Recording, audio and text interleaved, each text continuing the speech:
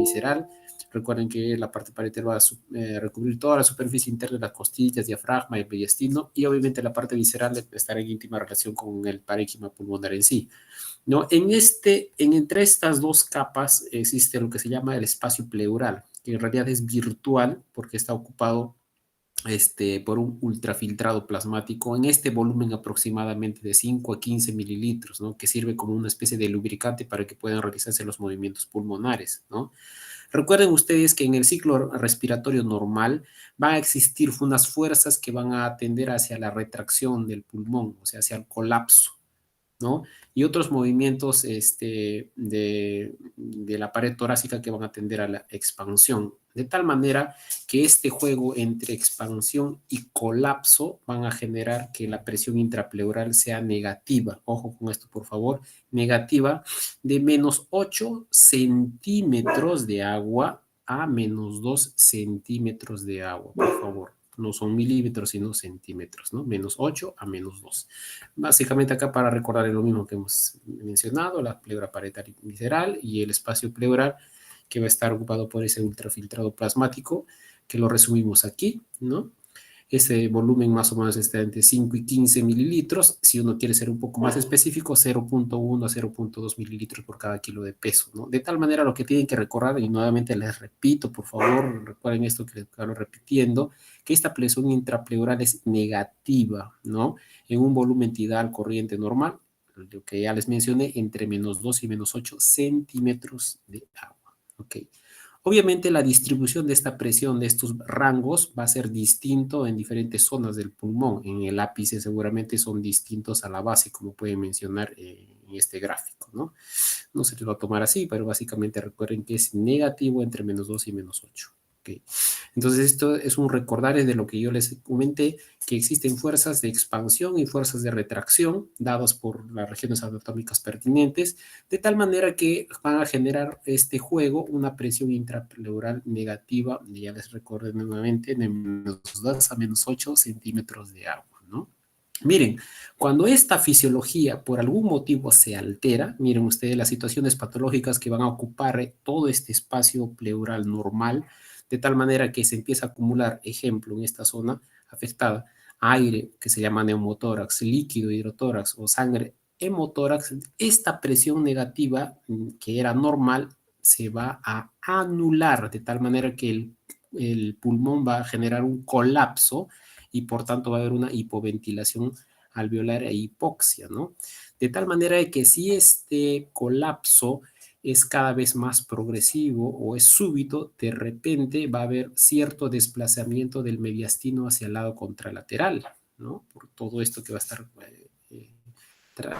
empujando, digamos, hacia el lado contralateral, de tal manera que recuerden que toda esta parte respiratoria también tiene mucho que ver con la parte circulatoria. ¿Por qué? Porque va a haber retorno venoso hacia el corazón, de tal manera que al haber tanta presión e inclusive que se va hacia el lado contralateral, va a evitar el retorno venoso o al menos disminuir el retorno venoso, por tanto va a haber mayor compromiso cardiovascular.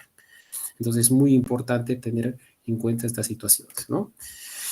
Este es digamos, una representación ya real de este esquema donde hay una alteración de este espacio virtual, ¿no? Con una radiografía digital, como ven ustedes. Entonces, perdón. Entonces, miren ustedes que este equilibrio que yo les comentaba entre del espacio intrapleural, por algún motivo, cuando hay un acúmulo de aire líquido, etcétera, en este espacio pleural, dependiendo de cómo se instaure, qué cosa se instaure y el volumen, digamos, en el cual se instaure, en el paciente va a tener una diferente clínica y por ende va a tener una morbimortalidad variable. ¿A qué se refiere con esto, doctor? De estas tres características que pueden estar presentes en este agente extraño que se va a acumular en el espacio pleural: el volumen, característica y velocidad. El volumen es diferente que se acumule aire a que se acumule, es diferente que se acumule, no sé, pues, 500 mililitros de aire es diferente a 500 mililitros de sangre, ¿no? Va a haber una mayor repercusión con de sangre, ¿no? Por el volumen. De igual forma, la característica de lo que se vaya a acumular también es distinta, ¿no? Va a generar algún tipo de morbimortalidad. De repente, si simplemente es líquido pleural, de repente no va a haber mayor compromiso en cuanto a la hemodinámica, pero si es sangre, de repente va a repercutir definitivamente dependiendo de cómo se instaure. De igual forma, la velocidad de instauración. Si es un neumotórax progresivo, de repente al paciente le va a dar cierta compensación para este fenómeno o esta situación, que de repente es un neumotórax a tensión abrupto súbito, entonces definitivamente el paciente va a tener una clínica más aguda. Entonces, el volumen, característica y la velocidad de lo que se instaure en ese espacio interpleural va a determinar diferente cuadro clínico y por tanto una morbimortalidad variable, ¿no? Entonces, en cualquiera de estas situaciones hay que actuar y obviamente realizar lo que estamos teniendo en cuenta, que es el drenaje torácico, ¿no? Entonces, tenemos sinónimos de esto, algunos le llaman toracostomía con tubo, algunos le llaman el famoso TDT, que es tubo de drenaje torácico, o simplemente drenaje pleural. Existen varias técnicas, cada vez con la tendencia a ser menos invasivo. Seguramente ya están ustedes en este tiempo de que las técnicas antiguas, clásicas, ya probablemente estén teniendo un contraparte con procedimientos menos invasivos, pero lo que tienen que tener en cuenta es que ustedes deben aprender, digamos, la forma clásica como principio, que es la técnica de disección, ¿no? Y las alternativas de la percutánea con instrumentos especiales de repente, pero lo que tienen que tener en cuenta, están en una clase de cirugía, es cómo se hace el procedimiento por disección, ¿no? ¿Cuál es el objetivo finalmente de colocar un drenaje torácico? Tratar de tener la normalidad que hemos comentado anteriormente. Lo primero, si hay algo, un acúmulo de un agente extraño, obviamente uno de los objetivos es la evacuación de ese material adecuado. Y como segundo objetivo, obviamente, es tratar de restaurar las presiones pleurales a una fisiología respiratoria normal. Eso es nuestro objetivo, ¿ok? Dos objetivos.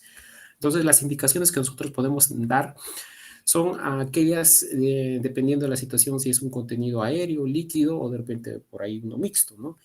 Tengan en cuenta esto que les quiero comentar cuando es un contenido aéreo. Si es un contenido aéreo, estamos hablando de un neumotórax, ¿no? Que puede ser espontáneo o de repente puede ser de origen traumático, ¿no? Pueden ser las circunstancias.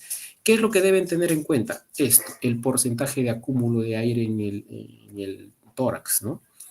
Miren, ¿cuándo se coloca el drenaje torácico cerrado? Cuando hay un neumotórax. Miren, cuando es mayor del 20%, con o sin síntomas, debe uno colocarle el drenaje torácico.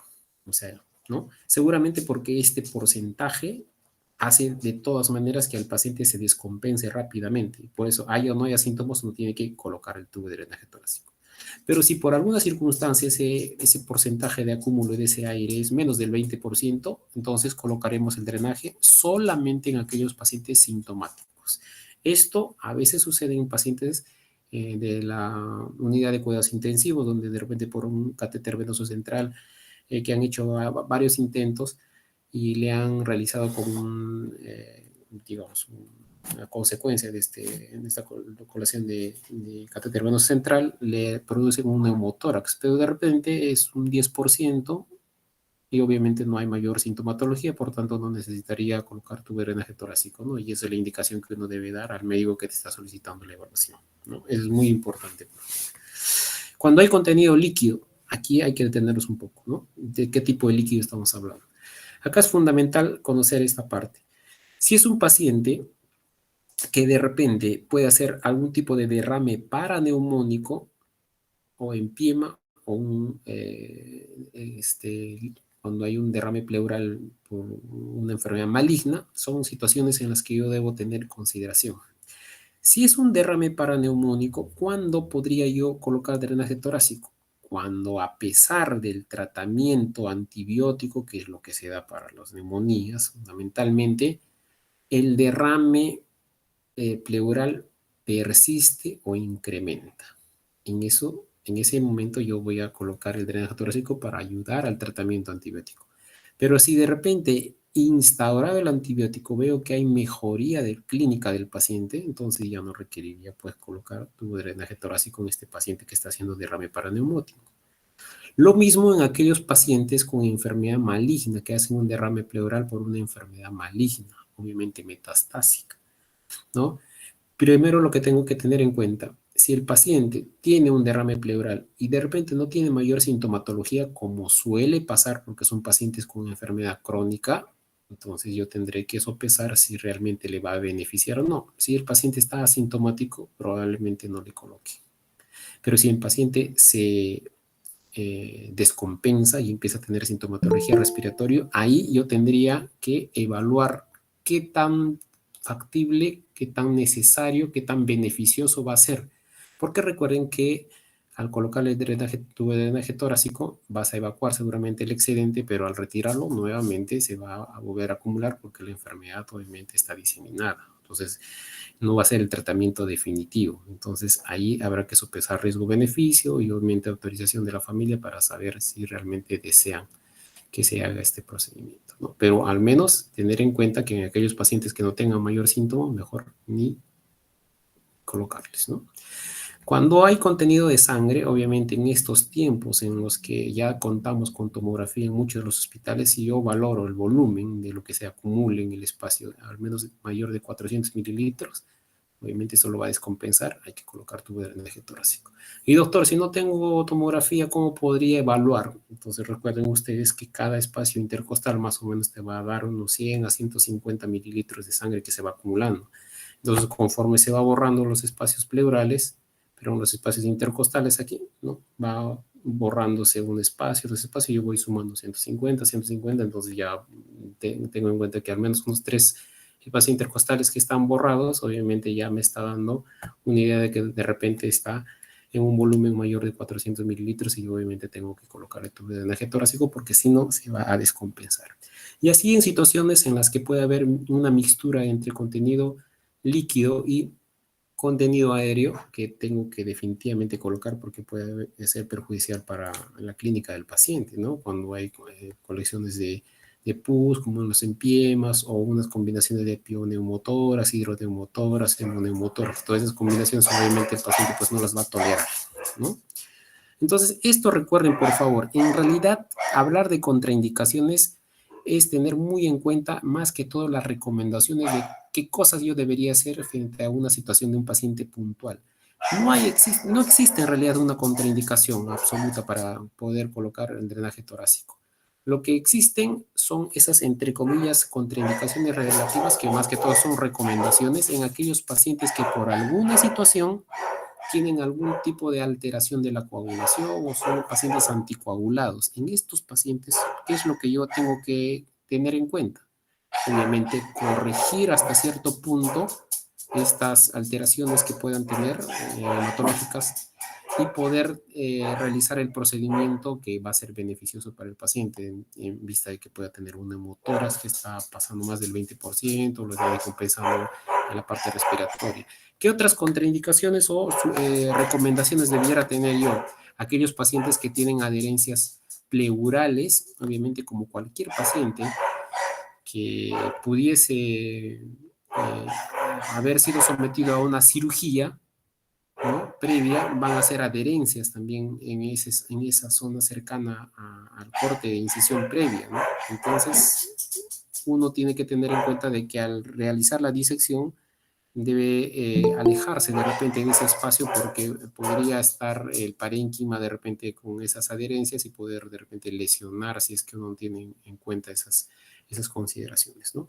O en algunos pacientes que ya de por sí tienen antecedente de algunas bulas o en la tomografía o radiografía que uno le toma, ve como un hallazgo que presenta una bula, obviamente yo tengo que tener mucho cuidado en colocar el tubo de drenaje torácico porque no vaya a ser que coloque justamente el tubo en la zona de la bula y pueda descompensar más al paciente. Esas tres situaciones, sobre todo aquellos pacientes con anticoagulación o anticoagulados, con alteración de la coagulación o anticoagulados, son muy frecuentes de verlos, ¿no?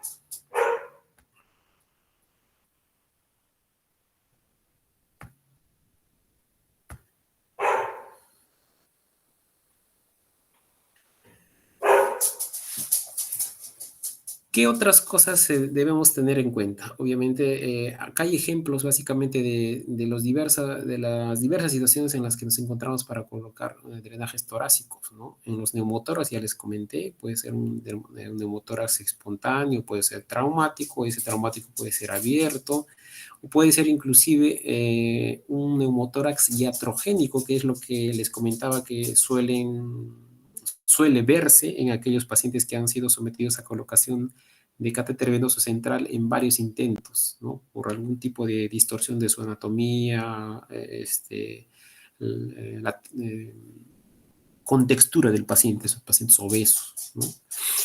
Eh, en los hemotórax, obviamente, de origen traumático, o algunos iatrogénicos que les voy a mencionar en un momento.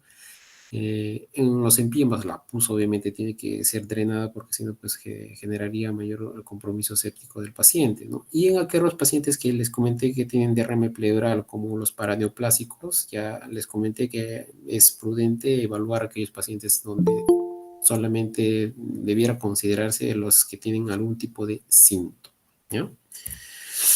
Miren, todo procedimiento, como les había comentado, tiene que tener un consentimiento, una autorización y explicarle todas las complicaciones que podría haber, al menos a grosso modo, pero tienen que explicarle porque cuando te sucede una complicación y no le has explicado al paciente, ahí vienen los problemas médico-legales. Esto que a veces se deja pasar ahí muy así por agua tibia es bastante importante cuando llega el momento de que uno tiene ese problema, ¿no?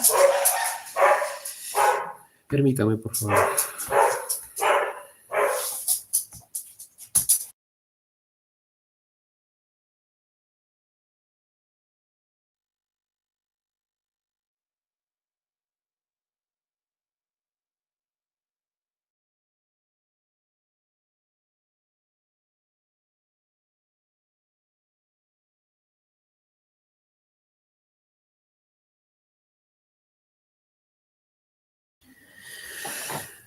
Bueno, entonces la autorización, el consentimiento informado es muy importante. Entonces, el lugar de procedimiento idealmente debiera ser en sala de operaciones con un anestesiólogo ante cualquier circunstancia. Lamentablemente es una situación muy ideal con la que no contamos porque obviamente hay bastante carga en estas áreas, ¿no?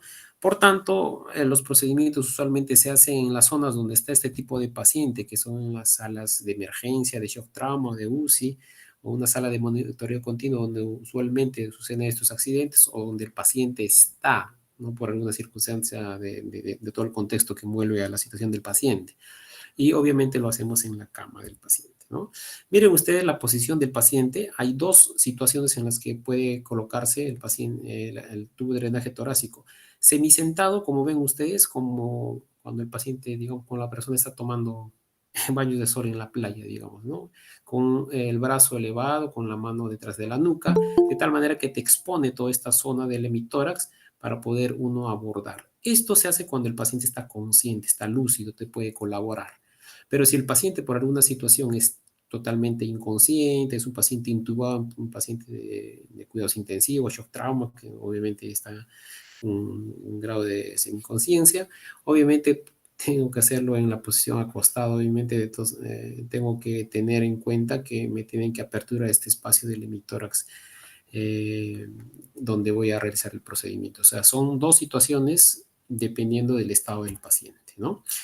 ¿Qué es lo que tengo que considerar? Miren, estas puntos referenciales, ¿no? Uno es el borde del músculo dorsal ancho, ¿no? El borde. Dos, el borde del músculo pectoral mayor.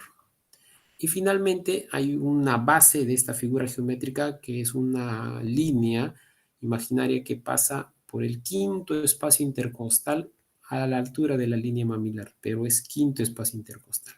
Esta zona anatómica es la que no deben olvidar. Miren ustedes el pectoral mayor, el dorsal ancho está por acá y esto es una prolongación del quinto espacio intercostal, a veces coincide con la línea mamilar. No, esto no lo deben olvidarse, por favor. De tal manera que el lugar ideal para poder realizar la colocación del drenaje torácico justamente está en esta posición lateral que les estoy comentando. Miren ustedes, todas estas posiciones de los pacientes es una ubicación lateral, ¿no? Que vamos a utilizarla en todas las situaciones, sea aire, sea líquido, sea mixto, es el lugar donde no vas a tener pierde, o sea, en la localización lateral. ¿Dónde? En el quinto espacio intercostal. ¿Qué más? Obviamente tengo eh, que dividir esta parte del área axilar en línea axilar anterior, línea axilar media y línea axilar posterior. Entonces yo ubico el quinto espacio intercostal y línea axilar media. ¿Ya? Eso no se olviden, por favor. Quinto espacio intercostal, línea axilar media o línea medio axilar, ¿no? Para todas las situaciones. Y como simplemente un detalle que ustedes deben tener en cuenta, que podría hacerse el tubo de drenaje torácico en una localización anterior, ¿no? En el segundo espacio intercostal, en la línea medio clavicular. Pero obviamente no es recomendado porque solamente te va a funcionar en aquellos pacientes con neumotórax a tensión. Entonces, ¿para qué te vas a fiar en un paciente que de repente no es la situación y puedes tener este abordaje en todas las situaciones? Por favor, no se olviden. La localización lateral, quinto espacio intercostal, línea axilar media. Entonces, obviamente, para los materiales que uno debe tener en cuenta, fundamentalmente, además de los campos estériles, hoja de bisturí, el anestésico, tienen que tener en cuenta que necesitamos una pinza que va a disecar los planos anatómicos, ¿no? Que sea más o menos Roma, que puede ser una pinza Kelly, o puede ser una tijera tipo Metzenbau. Y además necesitamos otra pinza que va a servir para clampar el tubo, y ahora le vamos a explicar. Ahora, ¿qué tipo de drenaje vamos a utilizar? Obviamente drenes tubulares. Existen en la actualidad obviamente drenes tubulares para drenaje torácico exclusivo, pero lamentablemente en nuestro medio no contamos con esos en particular, así que tratamos de usar un tubo similar que nos va a dar una función igual. Lo que usamos, los drenes, las sondas rectales, ¿no? Que su calibre más o menos es de 28 French, que nos va a permitir realizar el procedimiento. De tal manera que uno tiene que tener en consideración que si yo voy a drenar aire, utilizaré los de menor calibre, y si yo voy a drenar líquido o parecidos, obviamente calibres mayores, ¿no? Este tubo obviamente tiene que estar conectado a un frasco, ¿no? A un frasco que va a estar a la altura del piso, que le llaman algunos sistemas de drenaje, pero en realidad es un frasco en trampa de agua, o le dicen frasco con sello de agua. Vamos a ver cómo es el procedimiento, ¿no? Finalmente, este procedimiento en forma sintética se realiza de la siguiente forma. Después de haber anestesiado la piel y sobre todo la parte profunda alrededor de la pleura, que es lo que va a estar inervado, voy a hacer el corte en la piel, y el resto de planos anatómicos debajo de la piel, que es tejido celular subcutáneo, plano muscular, hasta llegar a esta pleura, lo voy a hacer de forma Roma, ¿no? Con la pinza tipo Metzenbau, pero con la pinza tipo Kelly, Crawford, qué sé yo, o de repente una tijera Metzenbau, de tal manera que yo voy a perforar esta pleura cuando he empezado a divulsionar los tejidos previamente, ¿no? Algunos se aseguran con el dedo para ver si ya he llegado a este espacio, ¿no? Una vez llegado al espacio de adyacente a la pleura, miren ustedes, este es el tubo de drenaje donde está sostenido por esta pinza tipo Kelly, donde la punta de la pinza va a ayudar a perforar y lograr introducir el tubo de drenaje, que debe estar fenestrado en el espacio pleural. Solamente es para perforar.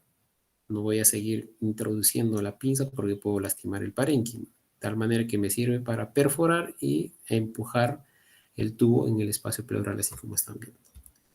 Miren ustedes, una recomendación, y aquí obviamente se evita accidentes. Recuerden que cada arco intercostal o cada arco costal tiene un paquete vasculonervioso que va por el borde inferior de cada arco costal. Por tanto, nosotros debemos alejarnos de este borde inferior. ¿Cuál es la mejor forma de alejarnos del borde inferior? Que cuando ingresemos a divulsionar, a hacer la disección de esta zona, debemos estar pegadito al borde superior de cada arco costal y así evitamos lastimar el borde inferior de la costilla que está arriba, ¿no?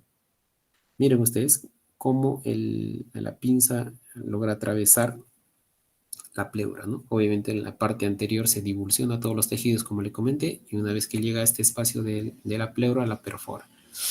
Pero para perforar, obviamente, tenemos que ya clampar como guía el extremo del tubo de drenaje y la otra pinza que le comentaba es para clampar el otro extremo, porque si no clampamos el otro extremo, al momento de introducir, miren el tubo con ayuda de la guía, de la pinza, todo el contenido se va a salir y no vamos a poder controlar ni tampoco medir lo que está drenando, ¿no? Entonces clampa el otro extremo, introduces y obviamente va a salir y se va a quedar con un tope aquí para que pueda uno controlarlo, ¿no?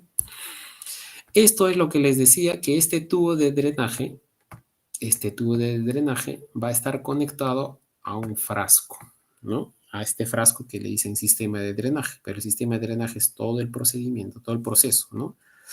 Este frasco de drenaje tiene dos varillas, ¿no?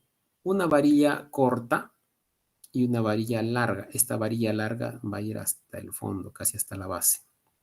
Tiene que llenarse de agua que pase unos 2 centímetros del borde inferior de esta varilla. Y entonces vamos a conectar nuestro tubo de drenaje torácico, conectado a través de un tubo flexible. No sé si ustedes han visto un tubo medio marrón que es flexible, que es el famoso ánodes, ¿no? Nos sirve de conexión entre el frasco y el tubo de drenaje, ¿no? De tal manera que nosotros debemos colocar esa conexión del tubo anodex en la varilla larga, por favor, larga. Esto recuerden, así yo pregunto con casos clínicos el examen qué es lo que deben saber, porque si la colocan en la varilla corta no va a funcionar el sistema, ¿no? De tal manera que si uno coloca en la varilla larga, todo el contenido, sea aire, va a llegar al frasco, si es aire se va a disipar por la varilla corta, si es líquido obviamente se va a acumular, va a sumar al agua que ya de por sí colocamos y obviamente el aire que existe en el resto del frasco va a salir, o sea, va a servir el sistema. Esto está en el piso. Entonces hay sistemas de 2 cámaras, de 3 cámaras. Finalmente, ¿el objetivo cuál es? El objetivo es igual, ¿no? Restaurar las presiones, eliminar el acúmulo de ese agente extraño, pero se usa el de 2 o 3 cámaras para alguna especificación en realidad para el sistema. El de 2 cámaras se usa para poder acumular el líquido que estoy drenando, ¿no? Que no se desperdicie, no se junte con el agua como en el anterior caso. Y el de 3 cámaras, además de lo anterior, lo que te va a servir es que el último frasco te va a servir como que para aspirar, como para que logres un objetivo más pronto de la restauración de las presiones pleurales. Pero finalmente, si con uno es más o menos incómodo para el paciente, porque esto lo tiene que estar arrastrando cuando quiera demovilizarse, imagínense ustedes con 2 o con 3 frascos, es incómodo. Por eso que en la actualidad hay unos sistemas electrónicos como estos que reúnen estas 3 formas de acúmulo y aspiración, ¿no? El famoso Pleurevac, que obviamente son caros, solamente están disponibles para cirugía de trasplante seguramente o parecidos, ¿no? Entonces existen complicaciones de este tipo de procedimiento, ¿no? Una de las complicaciones puede ser la hemorragia. ¿Por qué puede ser la hemorragia? Acá les veo. La hemorragia puede ser porque de repente no siguieron estas pautas y de repente se pegaron al borde inferior del arco costal. Van a lastimar alguna vena, alguna arteria y esto va a caer en el espacio pleural y obviamente hay hemorragia, ¿no?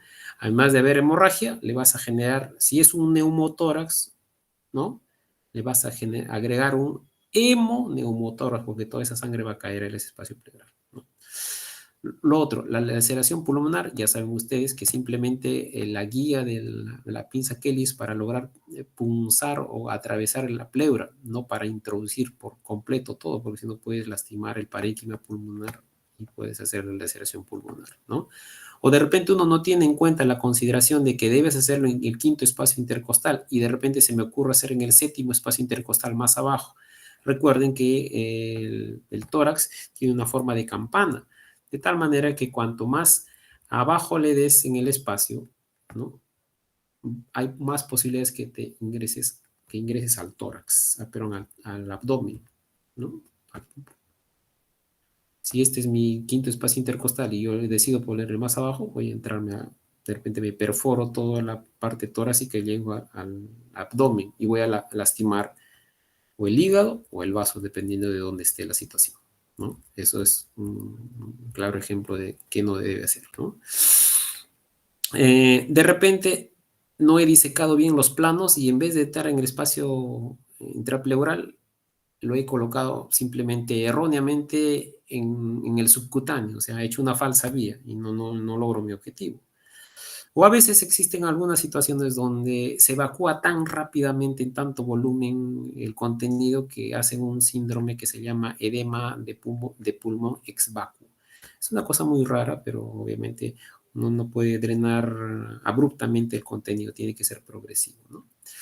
Puede haber algún tipo de obstrucción del tubo, de repente no nos hemos fijado al colocar, de repente tenía algún aditamento, algo que nos hemos olvidado. Esto de acá, puede haber enfisema subcutáneo.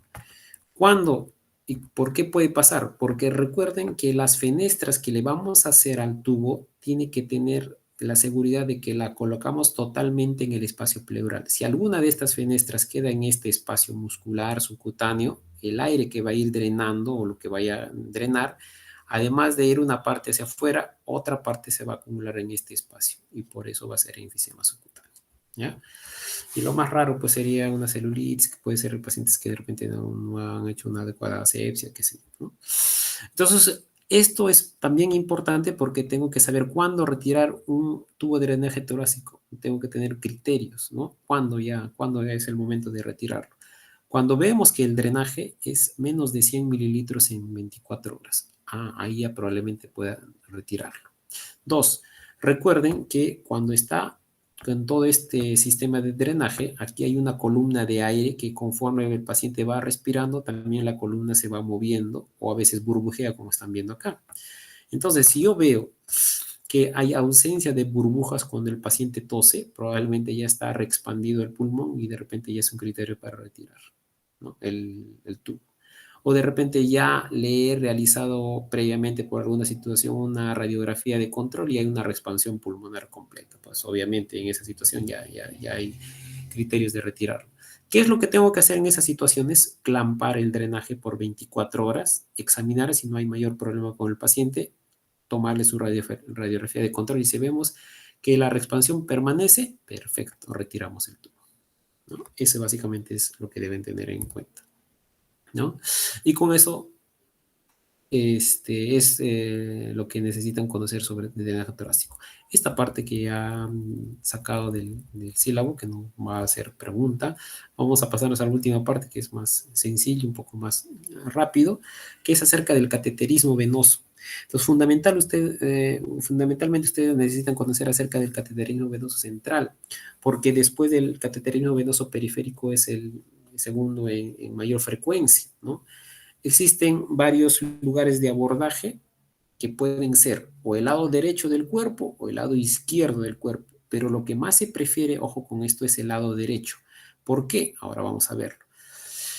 Los lugares para colocarlos puede ser en la vena subclavia, en la vena yugular interna y en la vena femoral, así como el ejemplo. Miren ustedes, la vena subclavia, aquí, ¿no? Y aquí obviamente ya les voy dando algunos datos para ir, como sea, explicando. Acá es más fácil el manejo, la limpieza, no se pega con los cabellos, ¿no? Hay menos riesgo de infección por estar aquí. El otro es la yugular interna, como han visto ustedes. Obviamente es seguramente más fácil de colocarlo, más utilizable de repente por algunos médicos, pero también es más incómodo porque está en el cuello y dependiendo de qué tanto cabello, a veces se puede contaminar, se pega con el cabello, es difícil el manejo y la limpieza. Y el último lugar de localización de este catéter venoso es la vía femoral, cuando los anteriores seguramente han fracasado, ¿no? Entonces, les explicaba por qué el lado derecho es más utilizado que el lado izquierdo. Porque miren, si yo mido la distancia de la zona de abordaje del lado derecho o del lado izquierdo con respecto al corazón, miren ustedes que en toda la parte derecha tiene una distancia más o menos corta diferencia del lado izquierdo. Mira, eh, con respecto a la vena yugular derecha, 16 centímetros hasta que llega al corazón. De la subclavia derecha, 18 centímetros hasta que llega al corazón. Y del lado izquierdo hay mayor distancia. La yugular interna en el lado izquierdo tiene 19 centímetros, 3 centímetros mayor de longitud. La subclavia, 21,2, también como 3 centímetros más largo. ¿Por qué es importante esto? Porque yo tengo que tener que la longitud de mi catéter es 21 centímetros. Entonces, si yo coloco como abordaje los lados derechos del paciente, obviamente voy a tener un buen tramo de poder manipular mejor mi catéter, que no va a ser lo mismo cuando lo haga en el lado izquierdo, porque con las justas, la longitud de mi catéter va a cuadrar con la longitud de la distancia en la zona de abordaje al corazón. Por eso es más preferible utilizarlos en el lado derecho, ¿no? Y la técnica que se utiliza es la técnica clásicamente la de Seldinger, ¿no? Los objetivos para colocar el catéter venoso central, además obviamente de monitorizar la parte hemodinámica del paciente, donde nos va a dar parámetros que fundamentalmente son para anestesiología, para los médicos de UCI, darnos el índice cardíaco, gasto cardíaco, la saturación venosa, resistencias periféricas o la presión venosa central. Para nosotros en particular que vemos la otra parte de repente que no somos especialistas de esa área, sabemos que va a ser un medio como para poder administrar medicamentos, drogas o soluciones de alta osmolaridad. ¿Cuáles? Por ejemplo, cuando un paciente necesita algún tipo de soporte nutricional parenteral, nutrición parenteral total. Por la alta osmolaridad, esto solamente puede ser colocado por catéter venoso central. Por vía periférica, no se puede, ¿no? De igual forma, soluciones hipertónicas, electrolitos concentrados por esta vía o algunos tipos de sustancias vasoactivas porque el paciente de repente está con shock séptico, necesitan noradrenalina, norepinefrina, solamente deben colocarse por catéter venoso central, ¿no? También en algunas situaciones cuando no debería mezclarse antibióticos tipo, mezclarse medicamentos tipo omeprazol o el inhibidor de bomba de protones con algunos antibióticos, obviamente es mejor de preferencia hacerlo por vía central. Y como último criterio, en algunas situaciones, y ustedes se van a dar cuenta que el paciente por su mismo estado, no sé, de repente descompensado, no tienen acceso venoso periférico. La enfermera dice, doctor, ya le he intentado por todas las vías periféricas y no le encuentro vena. Y el paciente está mal. ¿Cuál es el único acceso para poder realizarle y colocarle cualquier tipo de medicación? La vía central, ¿no? Bueno, entonces existen catéteres de varios lúmenes, de 1, de 2 y de 3. Generalmente usan el de 3 lúmenes porque es más práctico, te permite hacer varias situaciones, ¿no? Estos de 3 lúmenes tienen un lumen proximal, medial y distal. Cada uno, miren ustedes, con diferentes calibres, ¿no? El proximal y medial de 18 gauge y el distal de 16. Cada uno tiene colores. Miren ustedes, este es el ejemplo de un catéter venoso central con sus colores. Ahí está. El lumen medial el azul, el lumen distal en marrón, rojizo y el lumen proximal en blanco. Entonces, ¿cuál es la idea de esto? No es que nosotros lo vamos a utilizar nosotros como médicos para colocar medicamentos, eso es, digamos, trabajo de enfermería, pero lo que sí debemos tener en cuenta es que cada lumen tiene su indicación para pasar algún tipo para administrar algún tipo de sustancia o medicación. No se puede administrar indistintamente por lo que se me ocurra, ¿no? Entonces, de tal manera que miren ustedes, en el lumen medial, en este azulito, usualmente se administra el NPT por su osmolaridad para paso de cristaloides, también puede ser.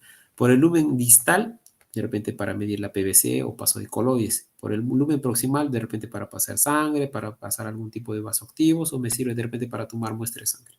¿Ve?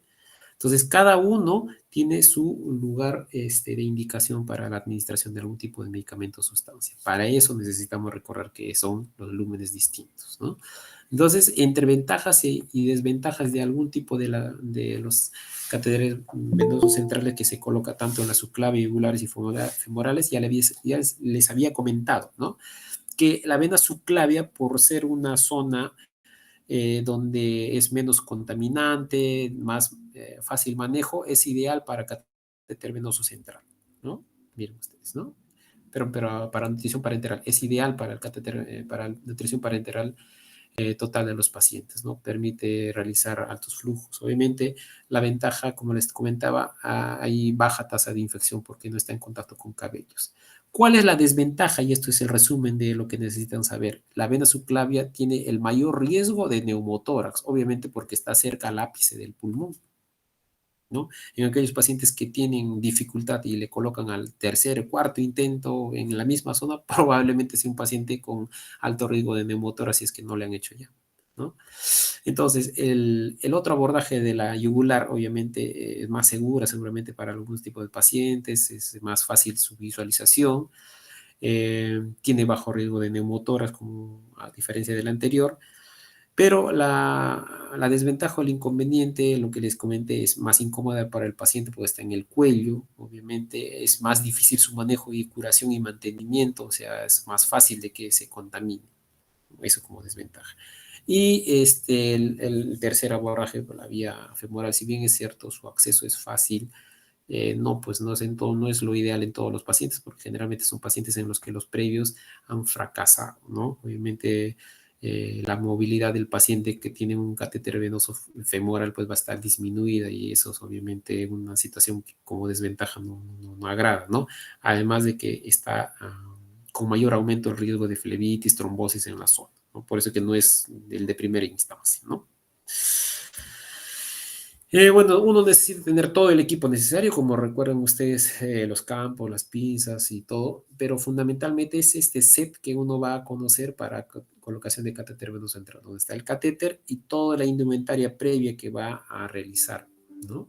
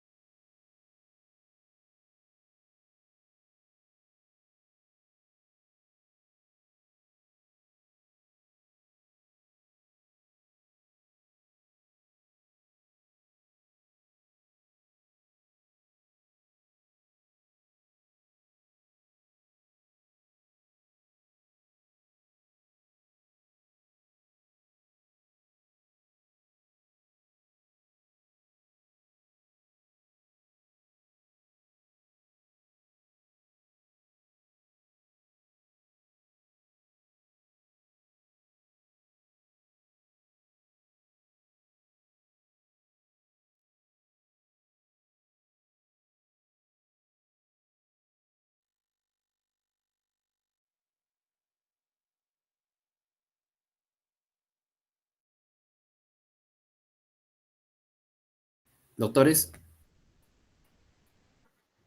sí, ahora Ahora sí se sí, te escucha, ya. doctor. Sí, se había apagado, no sé por qué. Ya, entonces, con esta parte, lo anterior sí, sí me entendieron, ¿no es cierto? Del cuadro de las ventajas.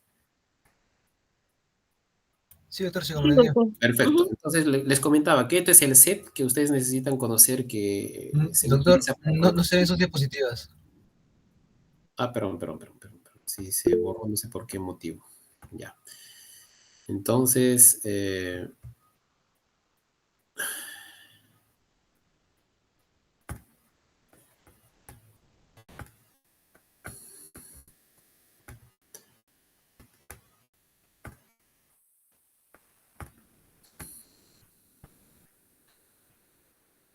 ahora sí, ¿verdad? Listo. Entonces les comentaba que este es el set que ustedes van a seguramente ver para colocación de catéter venoso central. Aquí está el catéter venoso central de 3 lúmenes, puede ser de uno, de dos o de lo que fuere. Y este es digamos, el instrumental, por decir así, para colocar el catéter, ¿no? Aquí tenemos una especie de jeringa, que es lo que se llama el troca en realidad. Lo que va a hacer esto es abordar, obviamente, la vena, así como está en el ejemplo. Miren ustedes, ¿no? sea el acceso que hayan decidido ustedes, si a yugular, subclavia, cosa que con esto van a lograr punzar a la vena. Entonces, una vez punzado la vena, yo sé que este es el lugar donde debo colocar el catéter. Esto te sirve como una especie de primera guía, ¿no? Luego, a través de esta guía, este trocar, que es como una jeringa más gruesa, se va a colocar una guía metálica. Esta que está enredada acá en este set. Es como una guía metálica. Entonces, ustedes han visto y van a ver. De tal manera que aquí está el extremo por donde va avanzando y por aquí van manipulando, empujando con el dedo. De tal manera que esta punta va a entrar por todo este trocar y va a ingresar a la vena en sí, hasta el corazón, ¿no? Una distancia prudente. Una vez ya abordada con la guía metálica, o sea, la guía metálica ya finalmente ya me dice que este es el camino, voy a empezar a colocar este dilatador. Este dilatador tiene un lumen, un hueco interno. ¿Qué es lo que va a hacer? Obviamente, esta guía va a ingresar gracias a la guía metálica, ¿no? Este dilatador va a servir para que tanto la parte externa de la piel como los tejidos alrededor de todo el trayecto hasta la vena esté un poco más de mayor diámetro, para que finalmente, retirado el dilatador y obviamente la guía metálica permanece. Imagínense que este trocar, esta jeringa es la guía metálica, solamente sin la jeringa, una guía nada más metálica, pueda colocar a través de esta guía metálica finalmente el catéter. Este catéter, ¿no? Tiene obviamente su luz interna, entonces la guía metálica va a atravesar a través de toda la longitud de esta.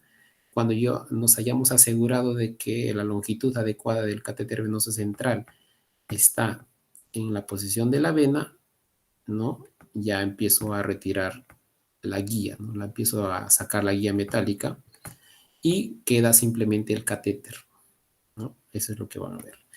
Y eso más o menos lo van a ver en la parte práctica.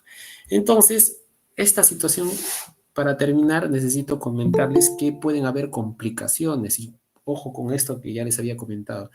Pueden haber complicaciones inmediatas y tardías. Sobre todo hay que hacer hincapié en las complicaciones inmediatas, lo que normalmente va a pasar.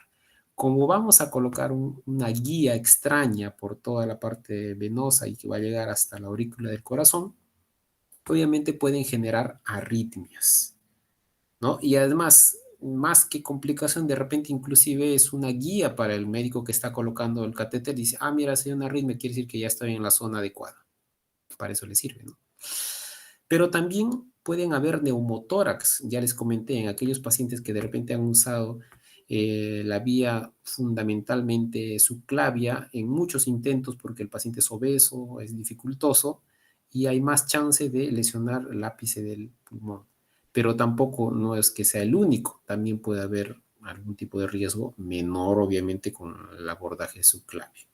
Pero esto es el neumotórax que puede ocasionarse como complicación inmediata. Recuerden entonces en un caso clínico donde vean que el paciente por algún motivo de cualquier enfermedad, sea un accidente de tránsito, esté séptico, complicado una cirugía y necesiten colocarle catéter venoso central y vean ustedes en el ejemplo que el paciente por obesidad o por cualquier situación le han logrado colocar al cuarto, quinto intento de repente el catéter venoso central y después de una media hora, un poco más, empieza a tener problemas respiratorios. Uy, este paciente lo más probable es que tenga un neumotórax iatrogénico. Le toman su placa, efectivamente, neumotórax. Es una complicación bastante frecuente. O de repente esto, por favor, a todos los pacientes que le colocan catéter venoso central, una vez colocado el catéter venoso central, ya la has colocado, tienes que tomarle una placa de control, una radiografía del tórax de pulmón, donde tienes que asegurarte que el catéter va en dirección hacia el corazón, porque a veces pasa, uno a veces deja pasar estas situaciones, por alguna situación el catéter se ha ido, en este caso ejemplo del acceso yugular, el catéter se ha ido a la parte subclavia, por algún motivo, la anatomía, qué sé yo, se desvió y se colocó en la parte subclavia. Y si tú no le has tomado placa, cuando le empiezas a dar el tratamiento, ves que el brazo está un poco hinchado. Y cuando recién se le ocurre tomar una radiografía de control, ven que hay mala posición.